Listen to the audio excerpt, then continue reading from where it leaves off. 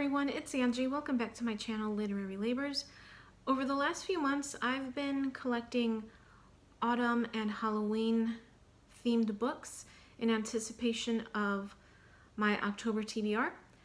And now I'm going to go ahead and share with you the books that I have hauled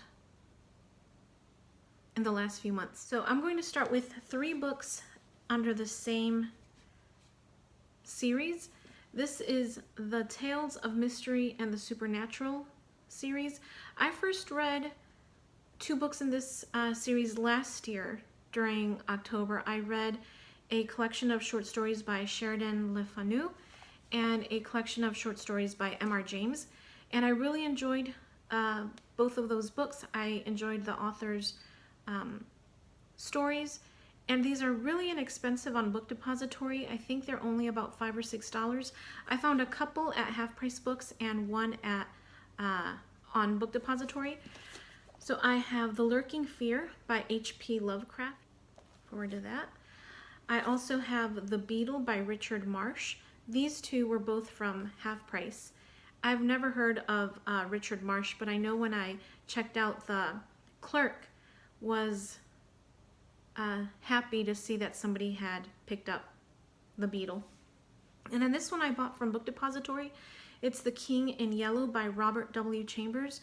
I first heard about this author when I was reading one of the books in the Betsy Tacy series. I think it was Betsy Was a Junior. They talked about this author a couple of times. They wondered if one of their friends' father had any of his books in his library collection. So I thought I would go ahead and purchase that. And then a couple of years ago, I used to listen to a podcast. I think it was called The Great Books, maybe. I'm not sure. If I can find the podcast, I'll link it down below. And in it, the author, or the host, had a show on Victorian ghost stories. And he had this author, or this, I guess he's an editor, not the author. He had Jack, did he have? No, he did not have Jack Sullivan on his show. I think the guest host, whoever the guest host was speaking about Jack Sullivan's collections. Maybe, I'm not exactly sure. If I can find that information, like I said, I'll post it down below. So I went ahead and I found the 2 books mentioned on the show. I found the books on Thrift Books, and the first one is Lost Souls, a collection of English ghost stories edited by Jack Sullivan. And I also bought Elegant Nightmares, the English ghost story from Le Fanu to Blackwood, also by Jack Sullivan. Oh, and this one's not a collection of short stories. This one I think is essays on English ghost stories. And this one came from Mount Prospect Public Library in Illinois. A couple of weeks ago, I was in East Texas in a small town called Gladewater. I think it was called Gladewater. There was a bookstore. It was a used bookstore. It was really nice, but it was very overwhelming. There was a lot of stuff to sift through. But I did find this, Something's Weird and Wicked, 12 Stories to Chill Your Bones, edited by Joan Kahn. And some of the authors in this collection are John Bell Clayton, Mary E. Wilkins, Wilkie Collins, Darcy Nyland, Jack London, Robert Louis Stevenson. I repurchased A Wicked Way to Burn by Margaret Miles. This was one of the first books I talked about when I first started my BookTube channel. This is a cozy mystery set in colonial New England, and it's one of my favorite books of all time. But the copy that I had a really damaged, broken spine, and I found this one at Half Price a few weeks ago, so I thought I would go ahead and snatch it up. Then I purchased, or not then, but at some point this year, I purchased The Screaming Skull and Other Great American Ghost Stories, edited by David G. Hartwell. This I bought off of Thrift Books, I think. I purchased Dracula by Bram Stoker. This is a book that I have been trying to read since I was in high school. I remember checking it out and not really getting very far into it. I've tried it a few times since then, and I've never really been hooked. The book hasn't hooked me yet. I'm hoping it will soon, eventually. I have The Presence by Heather Graham. This is a book that I learned about when I was looking for books set in Scotland, sort of paranormal, haunted books set in Scotland. And this is about a woman who buys a castle, and she refurbishes and wants to make it a tourist attraction, but eventually there's some presence, maybe the spirit of one of the previous lairds, and possibly there's some murder and a love connection, maybe. I also purchased Farewell Summer by Ray Bradbury. This is book 3 in Ray Bradbury's Greentown series. Greentown is based on Ray Bradbury's hometown of Waukegan, Illinois. And this isn't a series in that you have to read the books in order, or that they follow one character throughout the entire series. These are, I think, mostly short stories with different characters just set in the town of Greentown. The only book I've read in the series is Dandelion Wine, and I read it years ago. I loved it. I've been trying to reread it the last couple of months, but I haven't yet. Book 2, so book 1 is Dandelion Wine. Book 2 is Something Wicked This Way Comes. This is book 3, and book 4 is Summer Night, Summer Morning, I think. I purchased The Turn of the Screw by Henry James because this is a book that I've wanted to read. I just never have, but I've been hearing a lot about this book by Ruth Ware called The Turn of the Key. Did I say this was The Turn of the Key? This is The Turn of the Screw. I've been hearing a lot about Ruth Ware's book, The Turn of the Key, and I've heard it's really good. I've heard great reviews about it, but I want to read this first because that is based on The Turn of the Screw. And again, I really like that cover. Then I purchased this book. I'm not sure that this is, I'm not sure at all what this is about. I got it from a public library sale. This is Frankenstein's Aunt by Alan Rune Peterson. I guess it's about Frankenstein's aunt. It's a children's book. Then I have a few books that I purchased by Mary Downing Hahn, who is one of my favorite writers of ghost stories for children and middle grades and young adults. So I purchased One for Sorrow, and this, I believe, takes place, it takes place during the 1918 influenza epidemic. I also have Promises to the Dead. I think this one is historical fiction. This one, obviously. This one is I think also historical fiction, but I'm not really sure when it takes place. During the Civil War. It's during the Civil War. And then I have Closed for the Season, which I purchased at half price. And this is about an abandoned haunted theme park. I purchased Stalking Jack the Ripper by Carrie Maniscalco. This is book 1 in a series, and I'm buddy reading this one with Rachel in October. I'm really looking forward to, I think it's the 3rd book, which is about Dracula.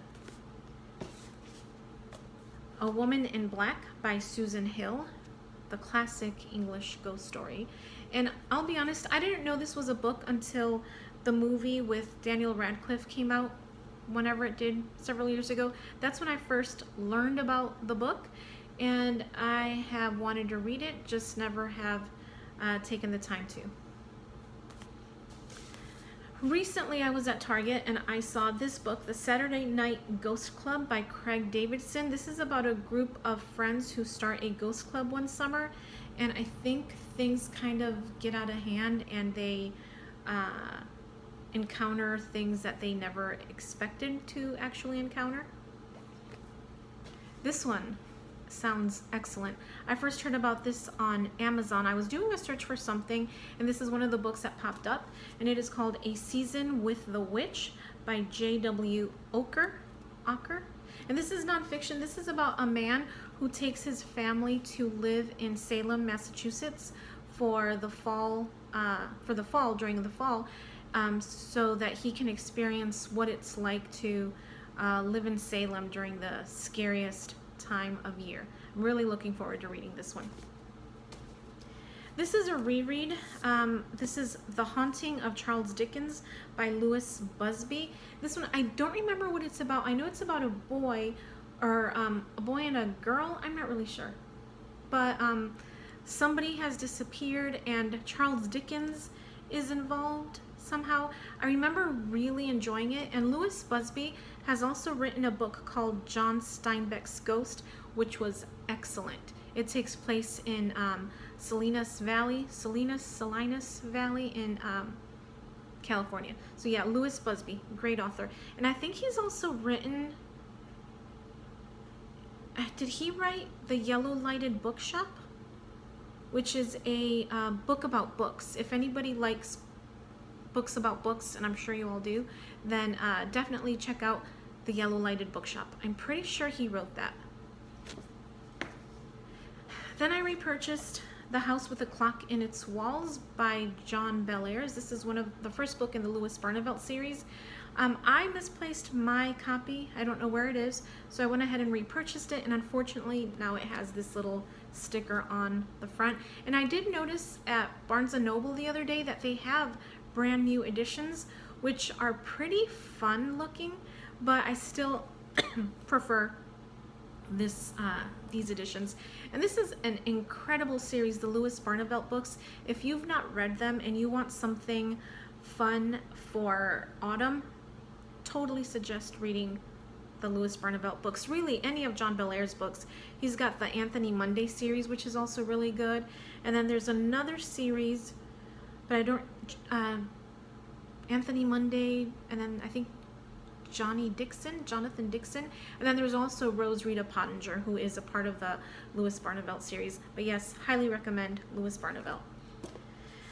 I purchased Scary Stories to Tell in the Dark. I think this is the first book in the Scary Stories series. And of course, I bought it because I wanted to watch the movie. I think the movie is already gone from theaters, but I will be reading this one in October. I purchased Tunnel of Bones. This is book 2 in the Cassidy Blake series by Victoria Schwab. I've already read this. I've already read it with Rachel in September. I really enjoyed this. I need to repurchase book 1 because I loaned my copy to one of my 3rd graders last year who ended up not reading it, and they brought it back all damaged. So I need to repurchase City of Ghosts. But this was excellent. I loved it a lot more than City of Ghosts. And book 3 is, I think, being published next year. I think it's called Bridge of Spirits. And Rachel says she thinks it's going to take place in New Orleans, which I'm really excited for because New Orleans is a city that I really, really love. So this next book I purchased off of Book Depository. No, Book Outlet, and it's a really awful cover. The cover that I have on my Goodreads TBR is just so much prettier, but this is the only copy they had, and I really wanted to read it this October, so I went ahead and purchased it. It is called, it's called Fateful by Claudia Gray, and it's about a girl who ends up traveling on the Titanic, but while she's on board the Titanic, there are also wolves and werewolves and ghosts who are battling each other, maybe? I'm not really sure, but I will find out. This is YA. This next book I purchased at Target. I saw it. Actually, my sister sent me a text message of this, and I didn't realize it was the same book. My sister's library ended up getting a copy, and then I saw this at Target, and I knew I had to get it. I'm probably not going to give it to my 2-year-old nephew. I think I'm going to keep it for myself. And it is B is for Boo, a Halloween alphabet by Greg Paprocki. And the illustrations in this are incredible. They're so beautiful. So look at this. Look at that. Ichabod. The Legend of Sleepy Hollow is one of my favorite stories. It's one of my favorite movies. I watch it every year. Actually, I think it's The Headless Horseman. Is it The Headless Horseman or The Legend of Sleepy Hollow, the movie with Johnny Depp? I'm not sure the title, but I love the Disney cartoon, The Legend of Sleepy Hollow. I show it to my students every year, even though the sound quality is not that great. But yeah, I had to buy this after seeing that. I'm going to keep it. Then I purchased this off of Book Outlet.